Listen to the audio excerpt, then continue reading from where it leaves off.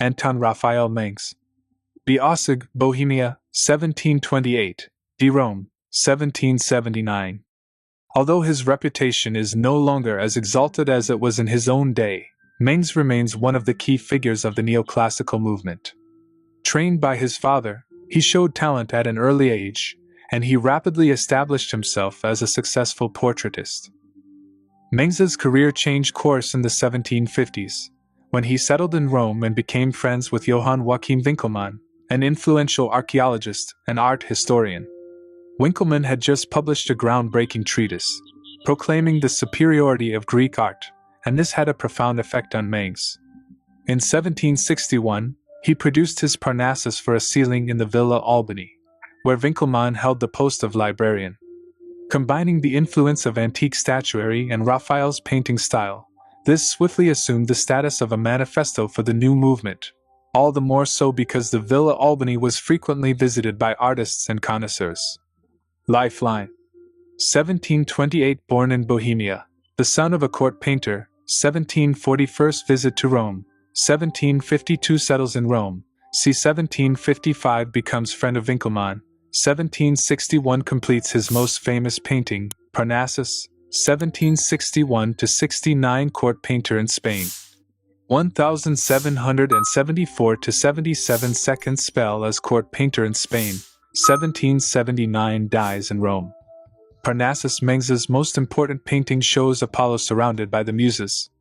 1760-61, ceiling fresco, 3x6m, Villa Albani, now Villa Torlonia, Rome, Italy. Pope Clement XIII. This painting was produced to celebrate Carlo Rezzonico's recent election as Pope. He took the name Clement XIII. 1758, oil on canvas, Ca. Rezzonico, Museo del Settecento, Venice, Italy. Closer look. Sumptuous robes. Mengs's portraits are now considered to be his finest achievements. He has captured Clement's mild, well-intentioned character, as well as the rich apparel of his new office. Christen Kobke. Copenhagen, 1810. Copenhagen, 1848. Christen Kobke enjoyed only modest success during his short life, but he is now recognized as one of the outstanding figures of a golden age of Danish art in the late 18th and early 19th centuries. Rather than the severe, heroic face of neoclassicism, as seen in his countryman Bertel Thorvaldsen's sculpture, his work exemplifies a more intimate side of the movement rooted in the everyday world but still marked by dignity and clarity. Adolphine Kobke. This typically precise portrait is of the artist's younger sister.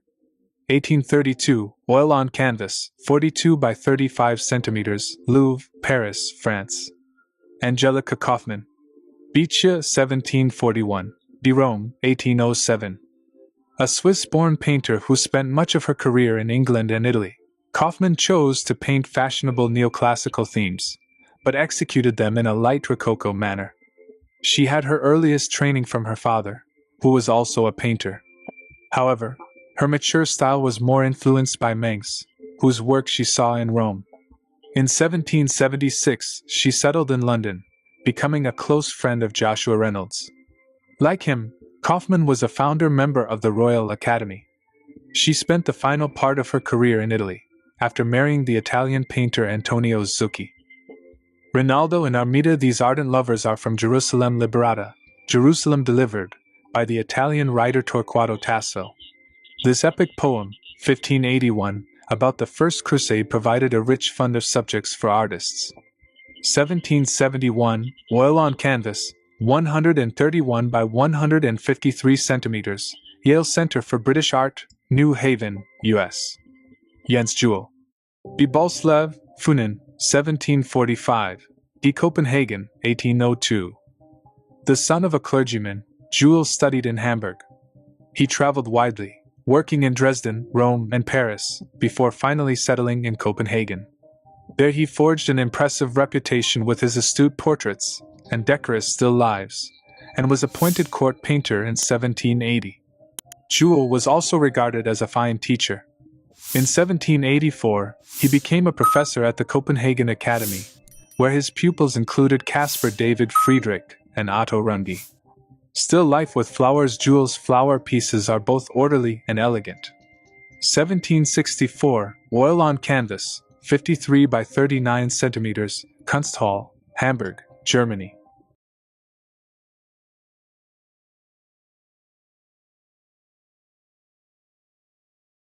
Most famous of all horse painters, Stubbs belongs in some respects to the burgeoning Romantic movement, but his magnificent purity of line links him in spirit with Neoclassicism. He worked initially as a portraitist, though his chief interest lay in anatomy. The key period in his career began in 1756, when he withdrew to a remote farmhouse in Lincolnshire and spent 16 months dissecting horses. The results of these studies were eventually published in his groundbreaking book, The Anatomy of the Horse. After a move to London, Stubbs began to make his mark in horse racing circles. His thorough understanding of the animal enabled him to win a series of lucrative commissions for horse portraits and racing scenes. He also expanded his repertoire to include other aspects of these horse owners' lifestyles, such as fox hunts and picturesque scenes of the farm work on their country estates. Lifeline. 1724, born in Liverpool, son of a lead worker. 1745, moves to York to study anatomy. 1754, visits Rome. 1756-57, dissects horses to study anatomy. 1758, moves to London. C. 1762, paints horse attacked by a lion. 1766, The Anatomy of the Horse is published. 1781, becomes member of the Royal Academy. 1806, dies in London. Lord Torrington's hunt / in preparation for a hunt. 2 of Torrington's servants set out from home. 1765-68, oil and canvas, 61 by 105 centimeters, private collection. Horse attacked by a lion. Stubbs produced numerous paintings on this subject, of which this is the largest. He is said to have witnessed such a scene in Morocco, on his return journey from Italy, but he was perhaps inspired by an antique sculpture on the subject. See 1762, oil on canvas, 244 x 333 cm, Yale Center for British Art, New Haven, Connecticut, U.S. Gavin Hamilton. B. Murdieston House, Lanarkshire, 1723, D. Rome, 1798.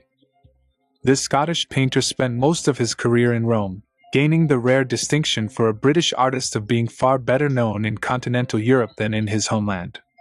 Hamilton's greatest paintings were produced in the 1760s, and were mainly drawn from subjects in Homer's Iliad. These were widely reproduced as engravings, which influenced a younger generation of artists, among them Jacques-Louis David. Hamilton himself was gradually diverted away from painting into other, more lucrative activities. He became an archaeologist, conducting lengthy excavations at Hadrian's Villa, and a successful picture dealer, selling old masters to British collectors. Lifeline. 1723, born the son of a Scottish laird, 1748-50. First visit to Italy, 1756, settles permanently in Rome, where he encourages numerous British artists who visit the city. 1763, commissioned to paint the death of Lucretia. 1769, begins excavations at Hadrian's Villa. 1798, dies in Rome. The death of Lucretia. Lucretia takes her own life after being raped, while Junius Brutus, founder of the Roman Republic, vows to avenge her. 1763-67, oil on canvas, 213 x 264 centimeters, Yale Center for British Art, New Haven, Connecticut, U.S. Closer look.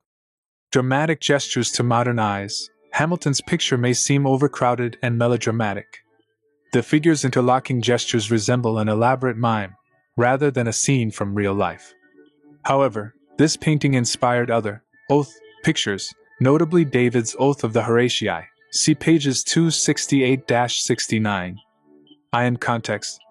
The sport of King Stubbs's career coincided with a golden age for horse racing.